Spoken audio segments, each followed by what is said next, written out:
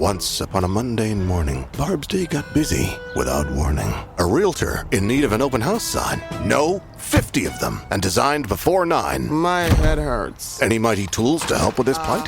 Aha! Barb made her move. She opened Canva and got in the groove. Bulk creating Canva sheets. Create 50 signs fit for suburban streets. Done in a click, all complete. Sweet! Now, imagine what your dreams can become when you put imagination to work at canva.com.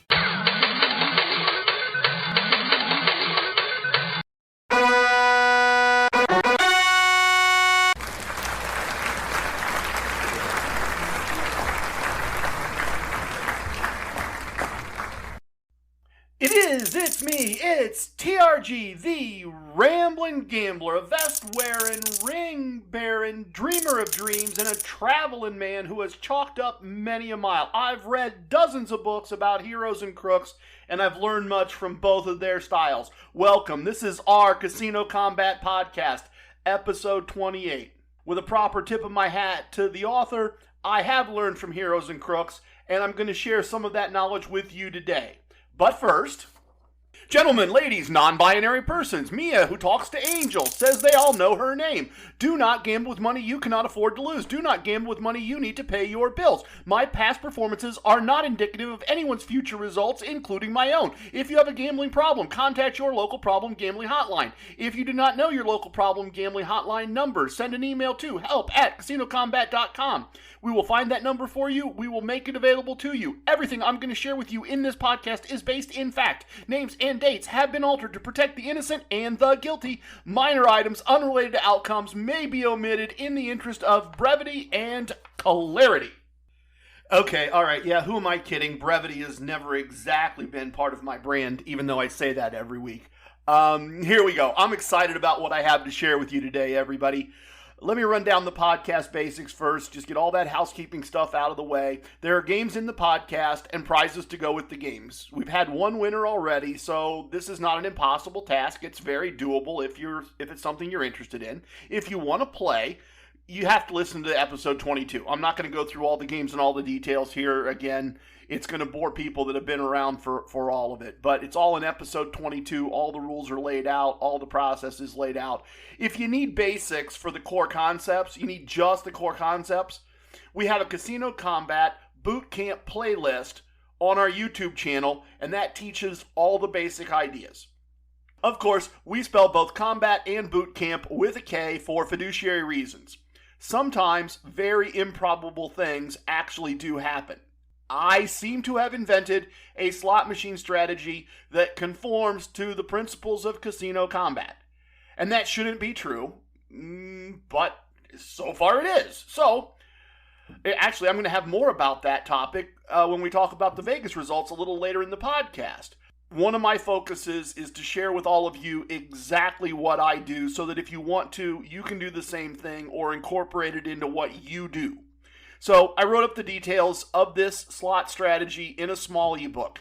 It's free, and not free like, okay, it's free, but you got to pay me $20 in shipping, and not free, but I'm trying to sell you something else to go along with it if you'll just buy this other thing. I don't have anything to sell you. At least as of December 2020, I have no merch. I have no sales part of the website. I don't have that. So when I say free, I mean free. Which means the book maybe is probably worth exactly what you're going to pay for it. But if you'd want a copy, if it's something you'd like to take a look at, send me an email via trg@casinocombat.com. In the subject line, include the 2 words slot tactics. SLOT space TACTICS. I'll email you a link to download the book. Also, don't forget, you can interact with the podcast via social media. We're on Twitter, we're on Instagram, we're on Facebook. We appreciate likes, shares, follows, reviews, comments, all that good social media stuff. It helps us out. It helps us reach more people, and that helps us help more people, right? So if you could do some of those things, we'd all appreciate it. Look, we had a pretty teach-heavy episode last week. I think the material was good, but there's a lot of stuff kind of packed in there and a lot to follow. So I thought, let's go the other direction this week and kind of dial back the teaching. I'm going to do a little bit, but we're going to dial back the teaching. And so I'm going to do a kind of a long questions my sons ask segment today. And I actually have a great question that one of my sons asked. I have a couple questions from my ring guy about the ideas behind the podcast. And a listener emailed me with some questions about regressive wagering. So we'll do a questions my son asks segment, and we'll kind of go through all of those. And so I think that should be fun and informative. And we're going to do a travel segment because I need to tell you about the last part of my Las Vegas trip, and we need to sort out if I accomplished the goals of the trip and what the financial results were. Because ultimately, you know my philosophy. If you've been listening, you shouldn't listen to me unless I can prove to you to the best of my ability that what I do works. So the financial results matter. And I also did just a little bit of regional gambling, and I need to share those results with you as well for all the same reasons. And as for the VIP lounge, if you sometimes turn me off before the VIP lounge because you prefer teaching segments to story segments, stick with me for the VIP lounge today. Don't bail on me 8 minutes early or whatever it happens to be. I got an email this week and did some conversation with the Maharaja of Money, a good friend of mine, and it got me thinking that I have some really advanced in quotes, whatever that means, money management techniques that I really should share with all of you. So I'm going to do that in the VIP lounge. And all that is the stuff that I learned from Heroes and Crooks, as I mentioned in the intro. So we'll do that when we get there. What? So let's get started. Let's get fired up. Let's head right into the question segment. What? You know, my sons ask questions, and sometimes listeners ask questions, and in this case, the guy who makes my rings actually asked a question that I thought you might be interested in an answer to. So I'm going to go over a variety of those questions today, and some of them are serious and intellectual and involved and complicated, and some of them are just less so. Some of them are just kind of for fun. So let's dig in. Our first question comes from Sammy with an I, and Sammy writes, I think the casino chip game is too hard. We need more clues. Okay, Sammy, look, I like to respond to reasonable requests, so here's what I'm going to do, at least for this episode. You may have noticed some extra sound effects during the intro to this episode. Sound effects that sound like this. I'm going to put those in the podcast each time a casino chip occurs in this episode, so you'll know exactly what you're trying to figure out. Which means, in theory, we wouldn't need the chip count at the end of the episode in the VIP lounge anymore. So I'm going to try it.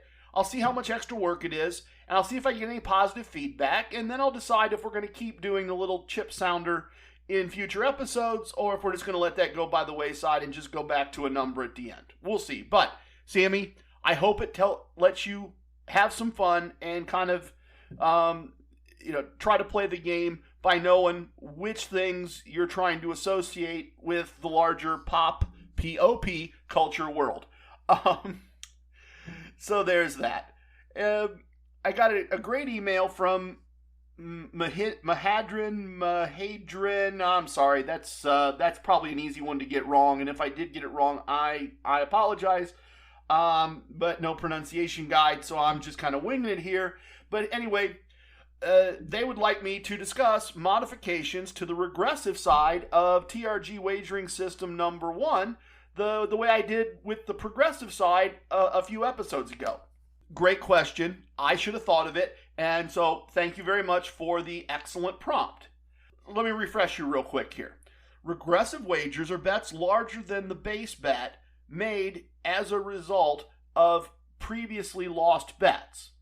It's the martingale concept with a label applied to it, because martingale is just one example of betting more when you lose to make money when you win.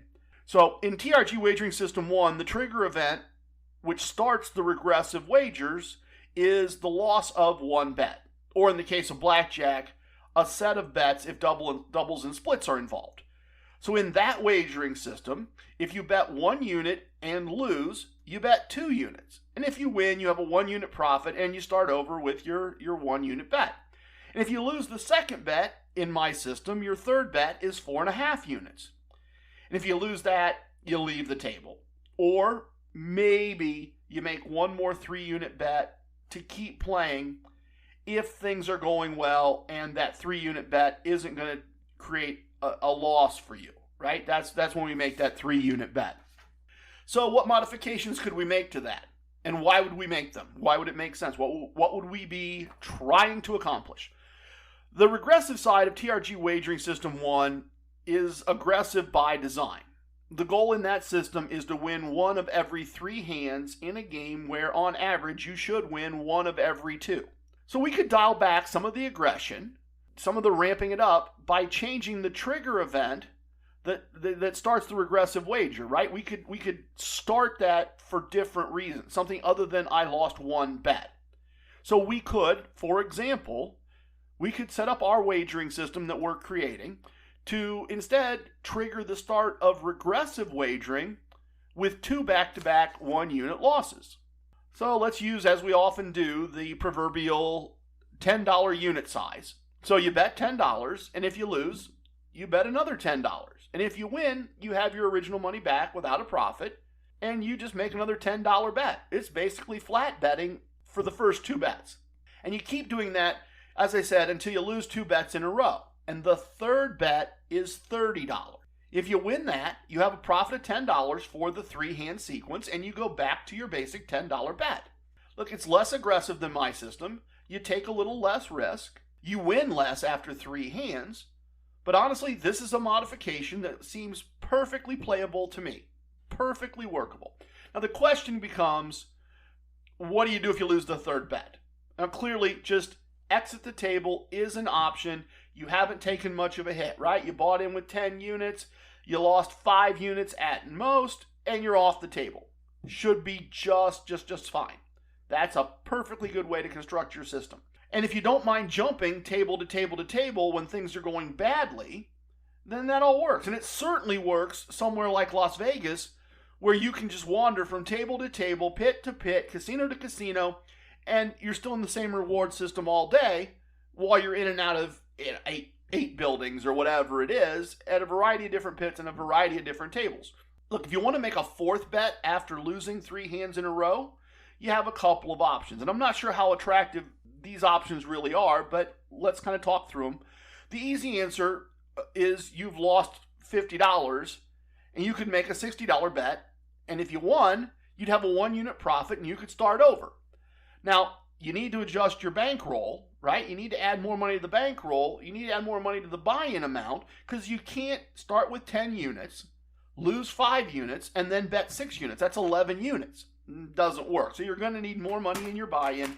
You're going to need to be comfortable with losing that amount of money and losing it fairly quickly. And just a note, if you're playing blackjack, right, then your overall bankroll needs to be meaningfully larger, because you need to be able to handle splitting pairs multiple times and maybe doubling some of those splits, and you need to be able to do that with a 6-unit bet in the circle. I'm not really crazy about this. It's not probably where I'd go at that point. But the math works, okay? A variation would be to make the 4th bet $30 again. So 2 $10 bets, 2 $30 bets. We're at $100, okay. And you leave if you lose that 4th $30 bet. Or if you win, you make another $30 bet, which gets you to a profit if you win that bet. And then you can start over at $10. You know, there are probably other variations that come to mind. There are probably other things you could think about and do here. But I think that covers the basics. I think that covers the important parts, the important concepts. Mahadran, I hope that gives you enough ideas to start tinkering with the regressive side of a wagering system to find something that you like, something that works for you. A quick final thought on this topic. I don't mess with my wagering system very often. I played TRG Wagering System 1 for a decade, continuously. Only way I wagered. I mean, once in a while I'd use TRG Wagering System 3, the Meta Martingale, but that's really an aggressive variation, a higher risk variation, right? Just applying the same principles to the bankroll. I've talked about that system before. My point here is that if you create something of your own, play it for a meaningful period of time before you decide to tinker with it, before you decide if it works or it doesn't work. Look, you can have an early huge win and you can go, oh yeah, this works. I did a great job. This is exactly what I want. And conversely, you can have multiple losses early and you're going, oh, this doesn't really work at all. This isn't what I expected. This isn't. No. You need a larger data set. You need a bigger sample size. You need to do it for several months at least, and then look back on how it played out over that period of time. At least that's my opinion. I recently had a ring made, and I got a couple questions from my ring guy that coordinated all that for me. He was asking about the podcast, and he admitted that he basically knows nothing about gambling, that just, once in a while, once every few years, he and his wife will go to a casino for a night out and to have fun, and they assume that everything they take in, they will not come out with financially. They expect to go have a good time, but they're going to be entertained losing money that they walked in with. That's the plan, and that's what happens. And that's great. Gambling for entertainment's just as good as golfing for entertainment, or going to a play. So anyway, my ring guy was interested in why I don't scale things way up and get bigger wins and bigger comps. And then he also asked the interesting question that if somebody gave me $1 million of their money as an investment, what would the expected return be and what would the time frame for that return be? And so his first question about why I don't ramp it up, that I had an answer to. His second question, I didn't really have an answer to at the time. I've been thinking about it. I've been sketching it out. I do have an answer now, and I can share that in the future if someone's interested, but it's that first question about scaling up that I thought some of you might be interested in. I've commented before that I started the podcast to demonstrate that a relatively modest bankroll and, generally speaking, smaller bets was all you needed to start getting the comps and the gifts and the free stuff and doing the side hustle and living that casino lifestyle, at least in part of your life. I wanted to show something almost anyone could do. I've said that many times. I mean, look, there is no challenge in getting comps and gifts if you go to a casino once a week and over the course of one evening you lose $10,000. They're going to start giving you comps and gifts. Just keep going and keep losing $10,000. Lose $40,000 a month. They're going to give you free stuff. It doesn't prove anything. I wanted to prove I could win, and I wanted to prove that anyone could win, and then they could do it with a relatively small amount of money. That's what I was trying to accomplish. So that's why I've been doing what I do. Look, I've gambled with much larger unit sizes over the years, many times. I expect to do it again. It's not that I get all clenched up and worried because I'm playing with larger units. That's not the case. I trust my methods. And actually, I may double my unit size after the first of the year. I've proven everything works. I've documented it. And I may start going for bigger wins and more points. But here's what my ring guy was missing. He's missing the concept of gambler's ruin, also called often risk of ruin. The concept here is that if I lose all the money that I have to gamble with, I've lost all the money I can afford to lose, I'm done. And you don't ever want to be there. You don't want to be done. Because in the context of casino combat, the engine that generates the comps and the gifts and the free money stops running if you lose all the money you can afford to lose. Well, look, I've shown you how to start the engine for yourself. But within the context of what I do, I don't want to be forced to restart the engine in 6 months after recovering from a meaningful loss. It's wasteful. It takes the playground away from me. It closes my country club. Like, I can't remember the last time that Mrs. TRG and or I lost an entire bankroll. But here's the thing. The bankrolls we are using are bankrolls that we can easily replace. In our case, we can replace it with money from the safe that's been won in the past. But honestly, we could also replace it with personal income and or personal savings accumulated with our jobs outside of our side hustle. The level of gambling we do, the level of gambling that secures us the gifts, the freebies, the comps, and the lifestyle, has a risk of ruin approaching 0.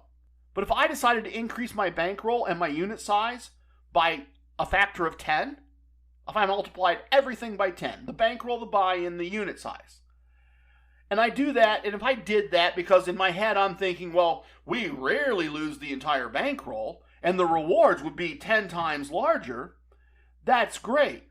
But if I lost that bankroll, I couldn't easily just replace it. I couldn't just reach in the safe and replace it and keep going. And whatever easy means for you in this context, I get that. The point is that instead of losing the entire bankroll as it currently is just kind of a big nothing, we kind of just yawn and go on if it had to happen and we wouldn't like it, it would be a big deal. It would be something that we needed to discuss, my wife and I, and dissect and figure out and put together a plan to recover from. I always open the show with the reminder not to gamble with money you cannot afford to lose. This is part of that. Setting your bankroll, setting your wagers, for me, at a level where you can make it work if it all goes away randomly, sideways, unexpectedly, just the worst possible thing happens.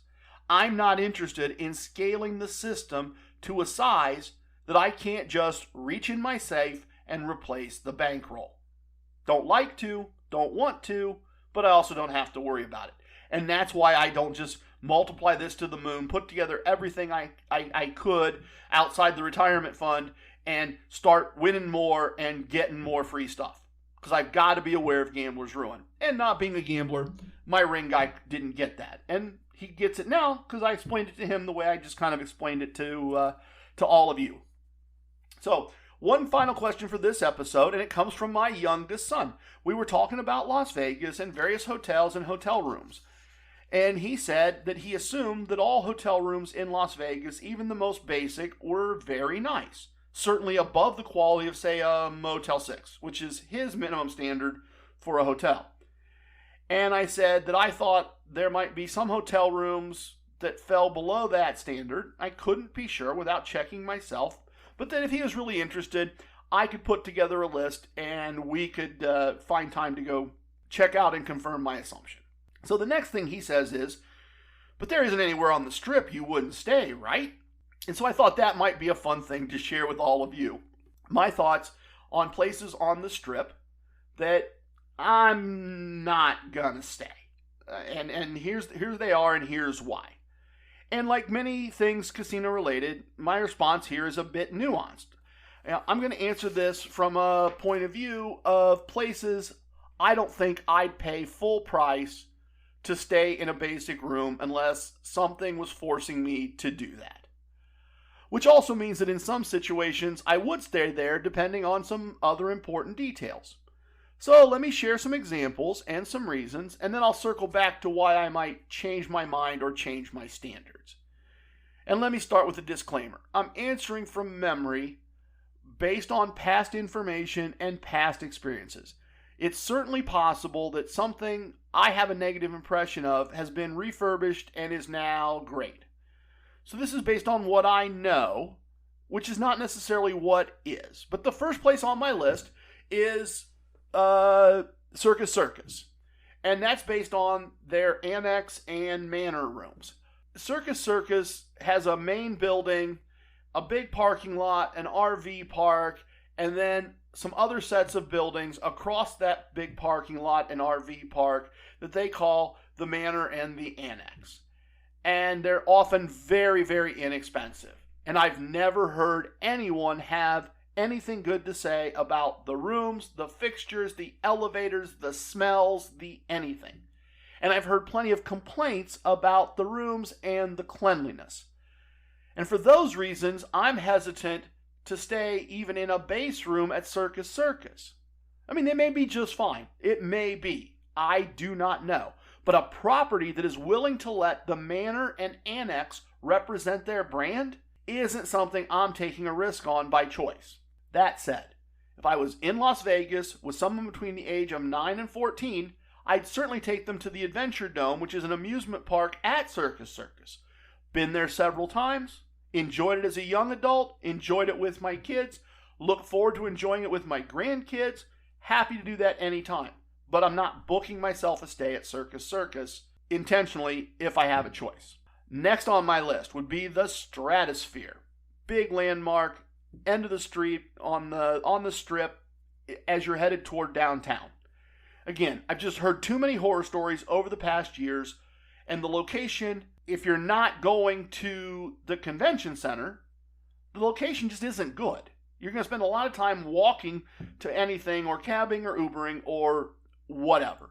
I'd happily go to dinner in the revolving restaurant at the top of the building. In fact, I've heard great things, and honestly, it's a Las Vegas experience that I've probably put off too long and should make a point of doing the next time my wife and I are in Las Vegas. And then the other property that I want to mention that would be kind of a hard no for me would be Excalibur. And I get where it fits in the MGM portfolio. It appeals to families, it appeals to children, it appeals to young adults on a tight budget, but everything I've heard indicates that all those priorities contribute to overall poor room quality. And from experience, the rules and limits at their table games are generally not what I'm looking for. So even if I stayed there, I'd be walking at least to the Luxor next door, and probably either to Mandalay Bay, New York, or the MGM Grand to do any gambling. So I'm not staying there, if I have a choice. So that's my list for the Las Vegas Strip. And I kind of feel like somewhere out there, someone is maybe thinking, wait, what about Casino Royale? How does that not make the list? I have a lot of fond memories of the Casino Royale casino. And the location is excellent. It is a great place geographically in terms of seeing things and doing things and going other places. And the hotel's run by Best Western, and I've never heard anything negative about it. So I'd stay there willingly at this point. So about those nuances, right? Because I said there's nuance in this. And look, everything's negotiable. So here's an example. I used to gamble at a casino that would award players money for airfare and a 3-night stay at the D in downtown Las Vegas, along with some free food and some free play. So what we would do is we'd take that offer from the casino where we gambled sometimes, and we'd fly in, we'd go to the D the first night, we'd use the free play, we'd use the food comps, and then we'd leave the next day and spend the rest of our vacation somewhere on the Strip. And I want to be very clear here. This is an illustration of how everything is negotiable. This is not a put down of the D. The rooms at the D are great. The rules and limits on their blackjack tables are excellent. And beverage service is almost scary in how prompt and well handled it is. I have all good things to say. If I had any reason to stay downtown, the D would be near the top of my list. I mean, just behind Circa, which is brand new. It's only been open a couple months, and it's owned by the same people.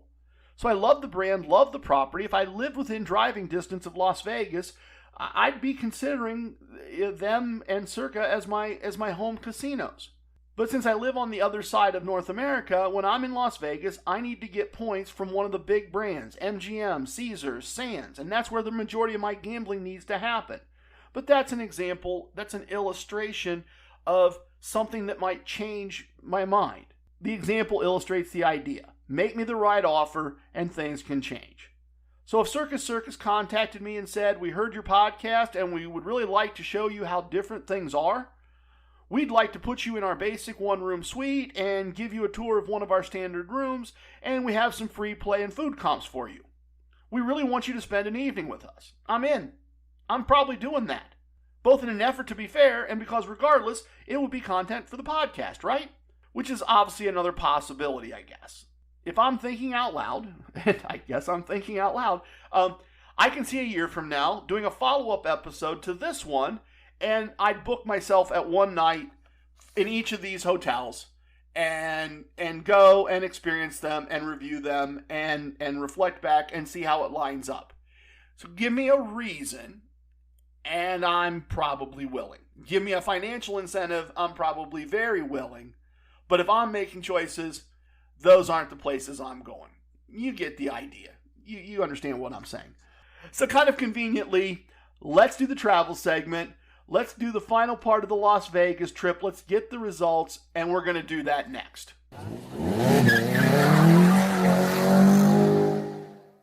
As I did last week, let me run down the gambling I actually did this week very quickly, and then we'll get to the Las Vegas stuff and the results there. I picked up some minor free stuff locally and did a little small amount of gambling. And full disclosure, that's a door that I've allowed to close. My play has steadily decreased there since they reopened. This particular brand didn't do anything to help players keep their status. They didn't do anything to make it easier to earn new status. They acted as if the pandemic didn't happen, and they made it, the same standards. So I knew back in September that unless some aspect of that changed, my benefits there would be running out about now. And they are. The weekly free gifts have stopped happening. The monthly free gifts will stop after this month. I'll be dropping down to the second tier in their reward system, which means that if I wanted to go, I'd have to pay for parking. I miss my friends. I miss the casino I used to enjoy. But for right now, the casino I miss doesn't exist. So less local gambling for me, because I'm not going to gamble poorly or in a poor environment or in an environment that isn't suitable for success just because it's close. That doesn't meet my standards. But I also made a trip to Casino One because Mrs. TRG was enjoying being a grandmother, and I picked up a room comp and a match bet and a free drink coupon. I lost and spent less than a day's pay when it was all said and done. And basically, I had a small blackjack win, followed by a slightly smaller slot machine loss, and then another of those combinations, and then another of those combinations, and then a losing blackjack table to wrap things up. So, a minorly negative week. One interesting thing, one kind of fun and informative thing from that trip to Casino One, it's probably been almost a month since I was at that property. The security and safety protocols have noticeably ramped up. There's now medical screening at check-in. They've defined what used to be just kind of two big arches for people to come and go through from the hotel into the casino has now been tightened up. One's for entrance, one's for exit, and it's narrowed to the point where it's one person in, one person out at a time with a line. They've added some lines for the kiosks, and they've put up a lot more barriers between slot machines, which is great because it actually increases the number of slot machines that are turned on and available to be used. So that's good. My theory is that this has kind of all happened because the state 30 minutes north of them has closed all their casinos for 2 weeks. So I think they're trying to tighten things up, prove to their state they can do things safely, and stay open. But what do I know? Just a theory. And the fun thing that happened was, one of my tables, I got to play an extended period of time before I hit an exit with a couple of really good guys. And we got to swapping information. Hey, where are you from? Hey, where are you from? And it turned out they were a group of 4, and all of them live somewhere near me. A suburb over this way or a suburb over that way. So they say to me, well, why aren't you at, the local casino, the one I was just telling you about? And I said that I wanted better rules and more open tables. So, of course, I asked them the obvious question. I said, well, what about you? You guys all could have been there too. And they said they don't play 6 to 5 tables. Good for them. And that they wanted $15 tables for a couple people in their group who weren't comfortable at 25. So, my kind of people making good choices with where they do their gambling. We had a great time. And a little quick tale from the vest there.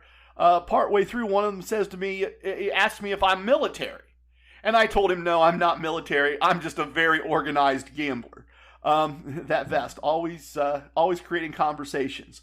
So that was my week in terms of gambling. A small lost and spend, and a fun evening, and a chance to get out of the house.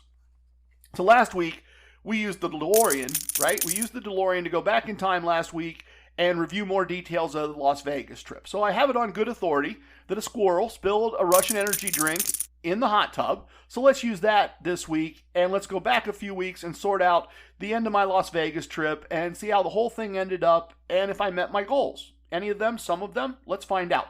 So you might recall if you listened last week that I finished my second full day, with a daily win of several days' pay for that day, which put me well over a week's pay for the trip at that point. So I started my last day in a way that many people don't. I had a win to enjoy and protect. That's a good thing. Let me pause a minute and share a concept with you here.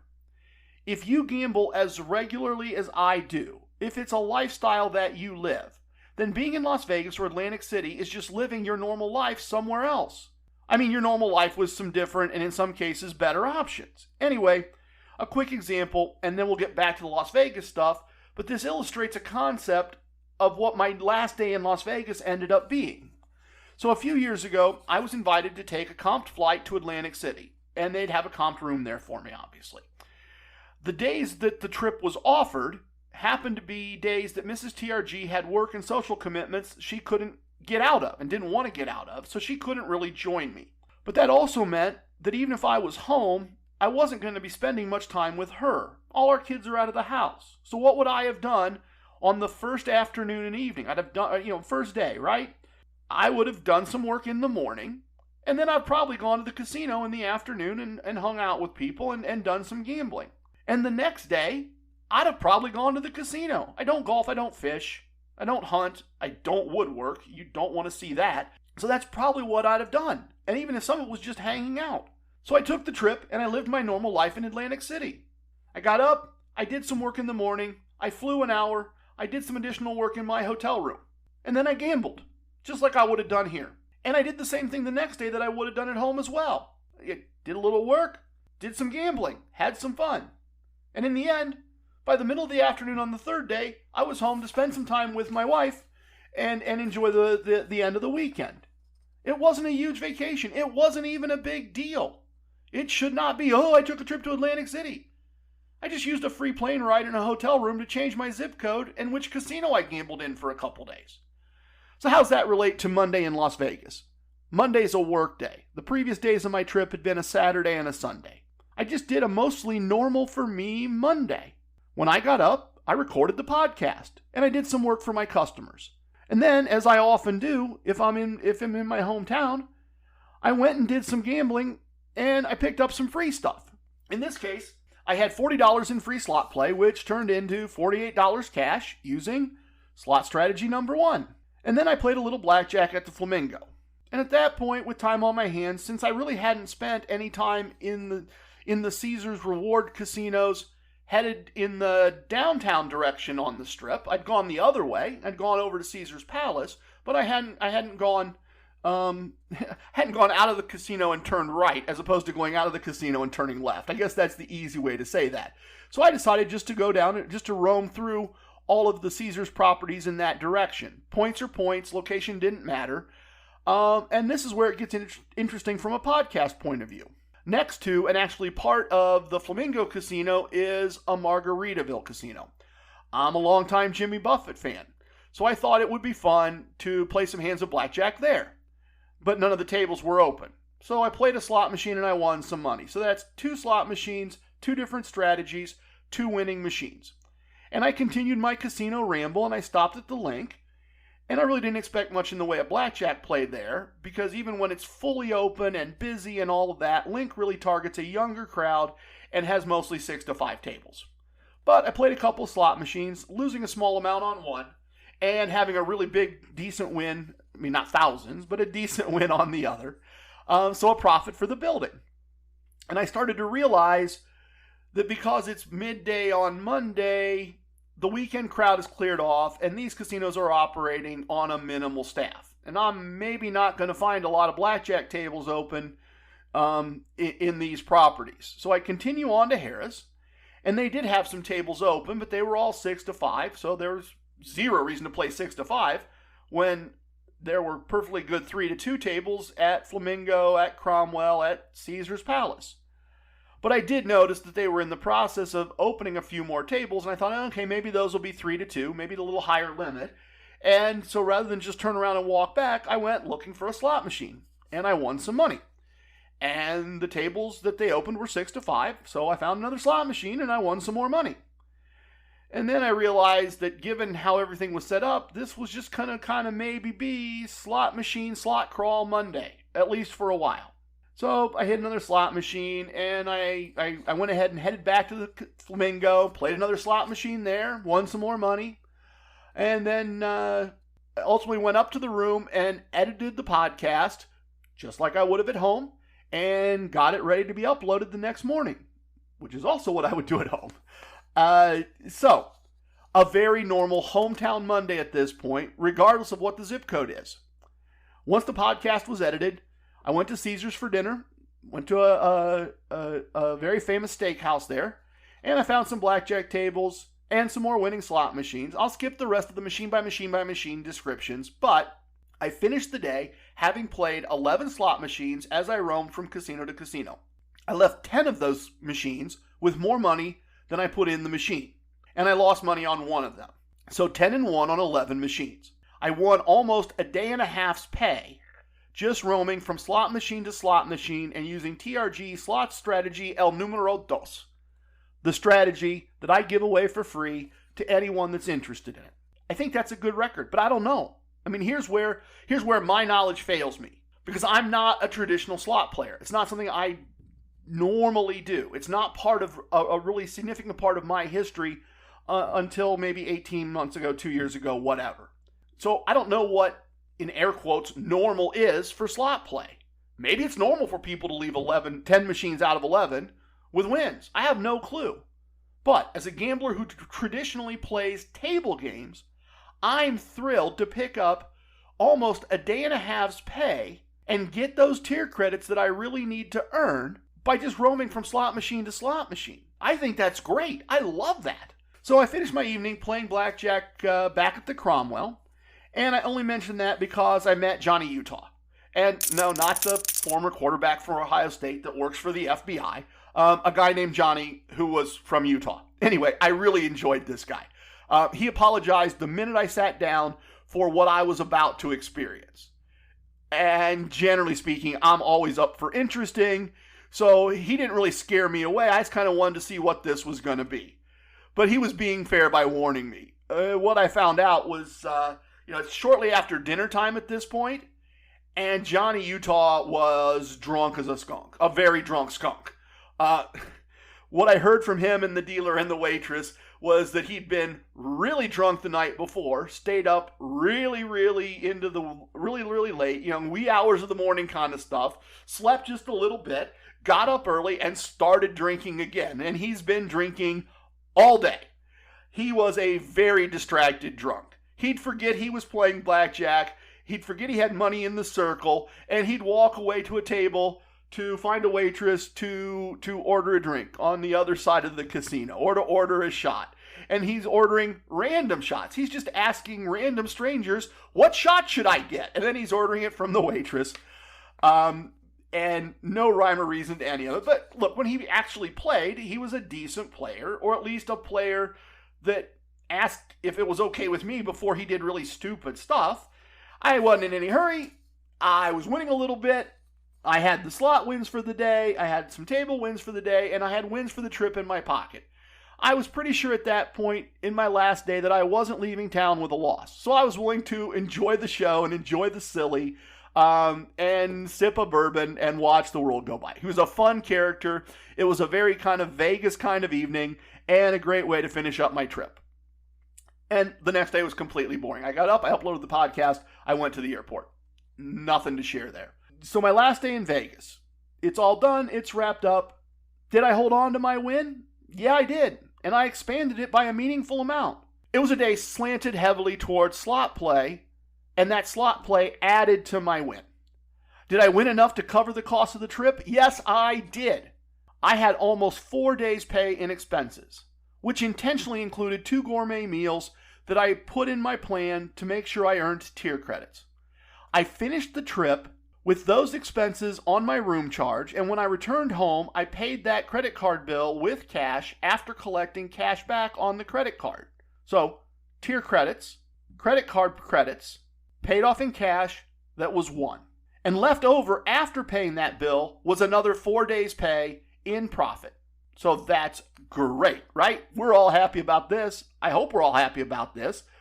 Let's evaluate the side hustle based on that information. I took most of 3 days off work. And other than some minor items, emails, phone calls, a couple other little things during the trip, I really didn't do any work. I just did side hustle stuff. I enjoyed that long weekend in Vegas, paid for everything, and earned 4 days' pay. So being in Vegas, even with expenses, was more profitable than staying home in this particular case. Did I get enough tier credits to earn Tier 3 diamond status with Caesars? Yes, and that is going to save me and my wife thousands of dollars next year just in resort fees. It's going to let me skip lines, eat free, go to shows. I mean, assuming this pandemic winds itself down, all that's going to happen based on this trip. Obviously, I have some pandemic Vegas memories, and I got podcast content in the process. I'm very happy with how things turned out. I'll leave you with one last thing. I don't think very many people managed to leave Las Vegas with a profit. I realized many times on this last Monday in Las Vegas that this was just kind of normal for me. This is what I expect. I'm not trying to brag. This time was a little easier than last time. But in any event, I woke up with a plan because I've left Las Vegas a winner over and over. And I say a plan, but basically standard operating procedure. I know how to handle this. I know how to navigate this. I've done it. So I tend to have a pretty good memory for things. I can tell you minute details about things that happened 30, 40 years ago. But I've left Las Vegas with a profit so many times that I've lost track. I don't even keep count anymore. Because it happens, honestly, more often than not. As I said, not trying to brag, not trying to boast. Not trying to say, look at me. I'm trying to highlight the idea that if you listen to the podcast, you have all the tools you need to do the same thing. I didn't hide anything from you. You've got all the information. Look, finding your way through a large empty field covered in snow and getting to a safe location is difficult. But it's really easy if you can follow the footprints of someone you trust through the snow. It's not hard at all. You walk where they walked, you'll get where they got. If you trust me, I'm the footprints in the snow. It's all right there.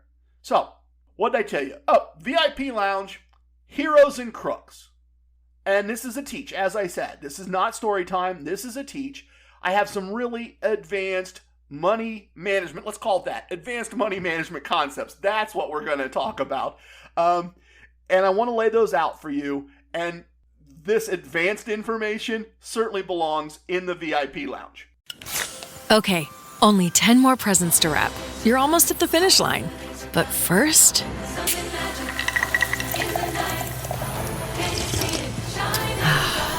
there, the last one. Enjoy a Coca-Cola for a pause that refreshes.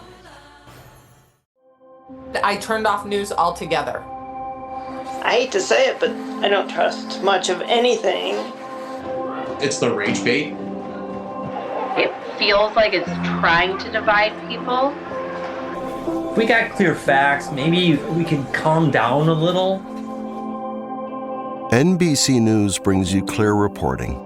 Let's meet at the facts. Let's move forward from there. NBC News, reporting for America.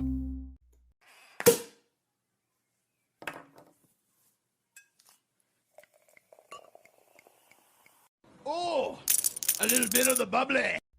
Well, unless this is your first time, you know that when we're ready, our lounge is going to be open and it's going to be well stocked. Artisanal sodas, locally handcrafted pop, all the best virtual bottles, beer, wine, sparkling and still water. We have Christmas ale. It's from the local brewery. Very good. Get cinnamon sugar around the rim. And I've just been informed by the barback that he has a bottle for us of smoky bourbon, usually only available at a distillery that doesn't sell its product to other bars. But that's the great part about a virtual lounge and a virtual bar back. We get the good stuff. So, smoky bourbon in hand, gather around, friends.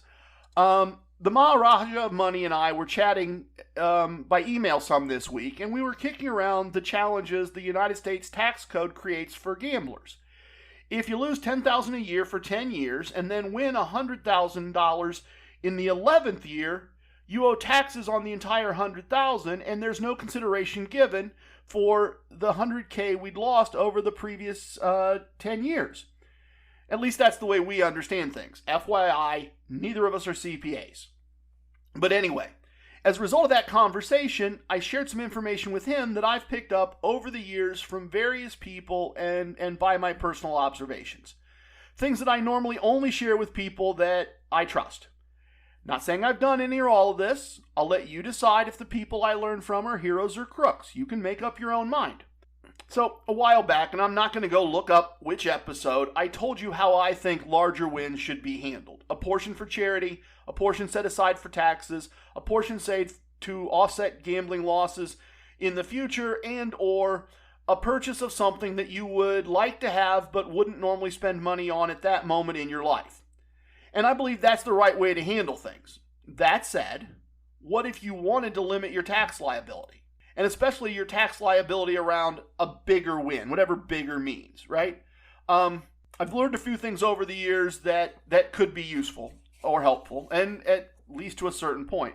I guess if you win $1 million, some of this won't work. But amounts less than that, you can put some of this into practice if you choose. In my opinion, one of the things you should think about if you're a hero or a crook is how you handle wins of $1,000 or more at a single table. I recommend that you avoid taking chips larger than $500 to the cage. For the higher denomination chips, $1,000, $5,000, ID is going to be requested at the cage, and a call is going to be made to the pit to verify the winnings. You're creating an accurate record of what you've won and what you've lost.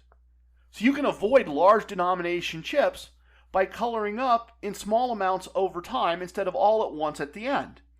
If you're winning and headed toward that $1,000 mark, ask the dealer to color up $500 for you, and he's going to give you a $500 chip. Put that in your pocket. If it happens and you start to get close to $1,000 again, just do it all over.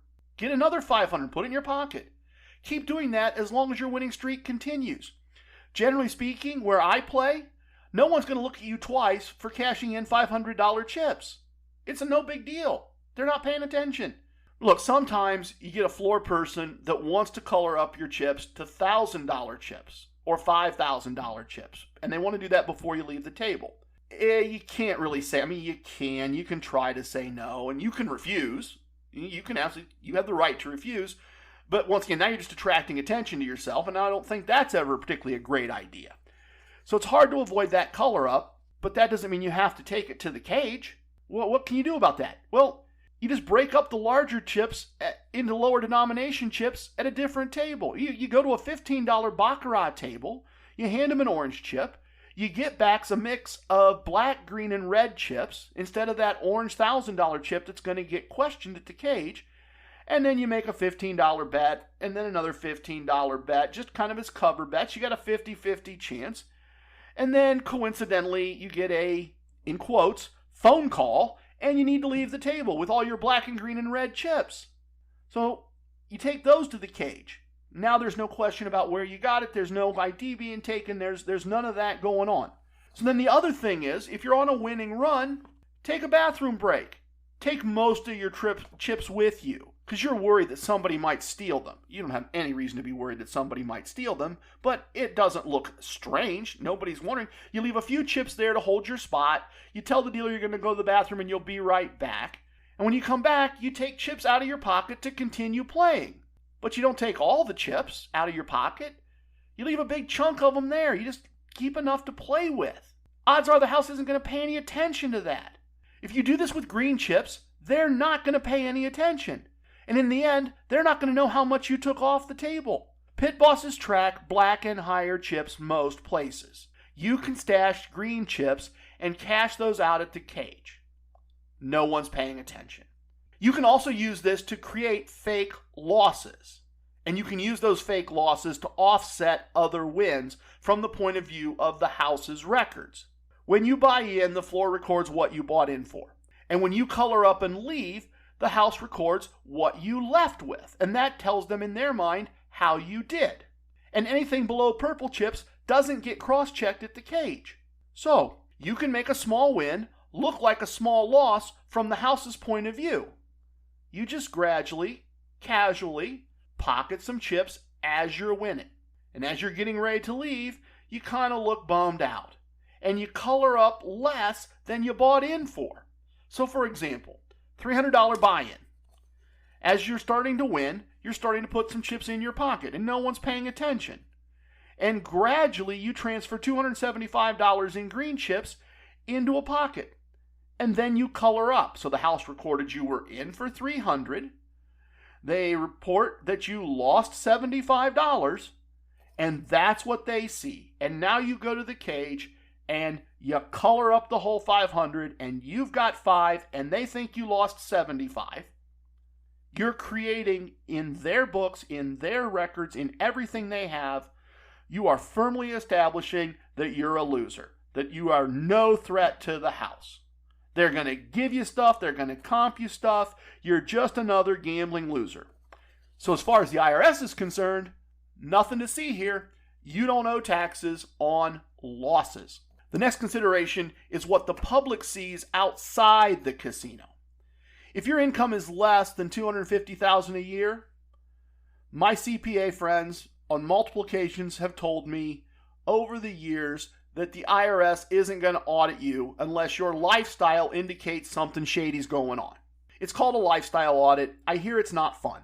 So, big wins, once again air quotes, should never go into a bank as a deposit. And certainly nothing over $10K should touch a bank in a chunk. In the US, that gets reported to the federal government. Again, this is VIP lounge talk here, and I'm certainly not recommending this.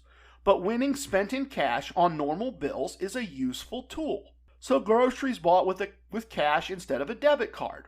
Or utility bills paid at the local drugstore with cash.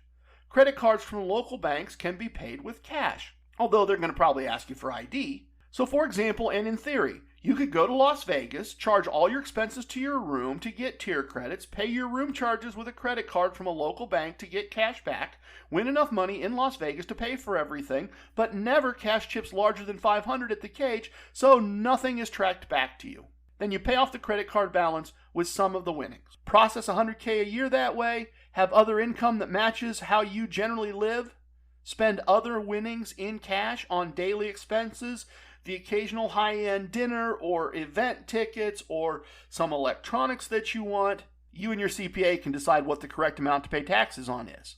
But there wouldn't be much for the outside world to see. I got kind of a random thought in my head here. I'm going to try to lay it out. I think it applies to the topic of camouflage and the public. And I want to refer you to a couple programs on Netflix. One's called Lucifer and the other's called The Order. And they provide a fascinating look at how the public reacts to information that doesn't match their expectations, doesn't match their normal. So in Lucifer, the literal devil lives on Earth in LA. He introduces himself by name as Lucifer Morningstar. He never lies to anyone. He always tells the truth. He tells them he's the devil. He refers to the Christian God as Dad. Nobody believes him. They assume it's method acting because it's LA. Or that he's a rich guy that is living his fantasy life and pretending to be the devil. The idea that the real devil lives in LA and owns a nightclub and is telling them the truth in no way matches their expectations, so they don't believe him. The show The Order is also interesting. It's set on a college campus, and on that college campus there's a secret society of witches and a secret society of werewolves. And they're both supposed to be very, very secret. Right? They're supposed to be super secret, witches and werewolves. And at various points, a character will be talking in public with another character about secrets, and another character will say, "Shh, quiet, shut up! People can't know that!" And so then the first character who was talking about the secrets will turn to a group of complete strangers and say something like, "I'm a werewolf, I'm a member of a secret society of witches, we blow people up." And the strangers will look at them and her and go, "Hey, yeah, dude, cool, all right." And they'll just continue walking, eating, drinking, whatever they were doing. And the original character who was spilling the secrets says to the objector, "See, it doesn't matter. No one cares." Being a winning gambler is a little bit like that. If you tell your friends, your family, complete strangers, that you are a winning gambler, they assume you're exaggerating or forgetting your losses. Or you're a full-on liar. I mean, not that they'd usually say that to your face, but they don't believe you. Society is conditioned to believe that consistently winning, regardless of what definition of winning you use, isn't possible. Create no physical, tangible proof. Don't let the casino think you won enough that they have to send you a 1099-G in the United States. And the public will assume you lose at gambling. So there you go. Some advanced level tricks to consider as it relates to winning and taxes. As I said, you can decide if using them makes you a hero or a crook. No chip count this episode. You had the chip sounder to alert you along the way, but there are a few more left. Tip your waitresses, tip your bartenders, tip your dealer. If you have a great session, you can tip your casino coach. Go to anchor.fm/casino combat. Spell it with a K, of course, and there's a button there where you can click and donate. I have spoken. Everything you heard here is true from a certain point of view. It's time for leaving, and I hope you understand I was born a ramblin' man. If you have questions, send them to questions@casinocombat.com. If you have techniques to share, send them to whatiu@casinocombat.com. Don't forget, we spell combat with a K. Love it, hate it, it don't matter. Please share with your family and friends. Goodbye, everyone.